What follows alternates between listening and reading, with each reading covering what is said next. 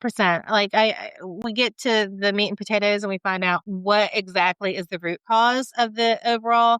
I'm not here to be your therapist. I'm here to be your coach. As long as we can recognize where the pattern kind of began, then we can start to work on mitigating the outcome. Again, typical trauma response. If you were a kid that was constantly berated and told, yelled at, or like you had overbearing parents that didn't allow you to speak, you become a people pleaser, you become quiet, and you become very empathetic to the fact that you can tell what's going on in a room because you have been quiet and you listen and you're watching for those cues so that you don't break the ice, so that you don't cause strife. So those are trauma responses. So you'll notice a lot of people, and typically nurses are very much, we take care of people.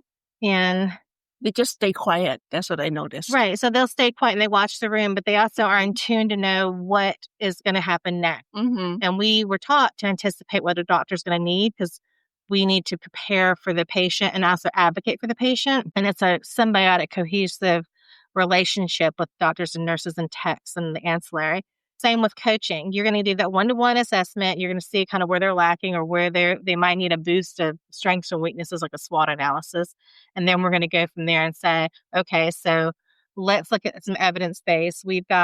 We're constantly in a sympathetic state of fight or flight. What if we need to get out of that and go to fawn or freeze, or even just out of it altogether into a parasympathetic, the natural rest state?